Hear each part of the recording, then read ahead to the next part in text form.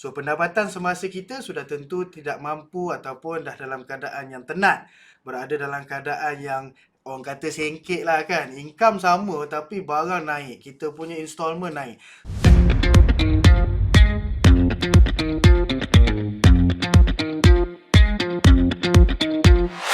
Okey, kalau kita dalam keadaan gawat ni kan, dalam keadaan suasana serba kekurangan, kena pula dalam keadaan OPR naik, inflasi naik, barang mahal. So, pendapatan semasa kita sudah tentu tidak mampu ataupun dah dalam keadaan yang tenat.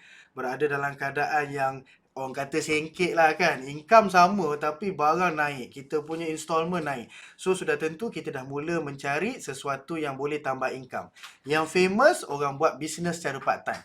Baik, dekat dalam video ni apa yang saya nak sharekan adalah 3 ciri-ciri bisnes yang anda yang baru nak bermula bisnes, yang baru nak berjinak-jinak nak buat pendapatan. Apa dia 3 ciri tersebut? Iaitu pertama, cuba cari bisnes yang tidak melibatkan stok. Maksudnya apa? Kita tidak perlu keadaan yang kita kena beli, simpan stok, kemudian kita kena usahakan jual balik. Cari bisnes yang something yang tidak memerlukan kita untuk simpan stok. Sebagai contoh, kita boleh buat apa? Contohnya macam kita buat bisnes affiliate contoh. Dropship sebagai contoh. Kan? Kita hanya promote bisnes orang tu, produk orang tu, so orang tu yang akan uruskan penghantaran dan sebagainya. Sales activity, kita bagi kepada kilang ataupun founder dia yang uruskan. Yang kedua adalah, cirinya adalah kita cari bisnes yang bersifat commission based.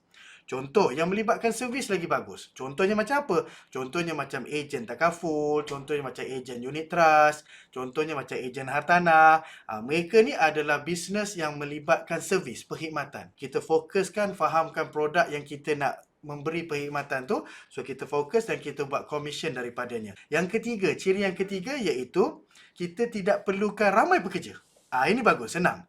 Kan ada orang suka bisnes, dia tahu nak kena ada staff, nak kena ada PA, nak kena ada secretariat, account. Tak perlu. Sebagai permulaan, kita start bisnes kecil-kecilan dahulu. Daripada situ, kita buat sendiri. Kita cuba tengok, kita fahamkan sendiri. Buat A sampai Z, semua sendiri kan. Daripada buat marketing, kemudian ada pula orang PM tanya soalan dan sebagainya kan. So, kita layan benda tu sendiri. Jadi, kita secara asasnya, kita sendiri pun akan mahir bisnes tersebut. Kemudian barulah kita cerita pasal nak tambah staff lah, nak cari office, nak cari shop lot, nak sewa, itu semua kemudian. Apa-apa hal, kita biasakan diri kita dalam bisnes tu dahulu.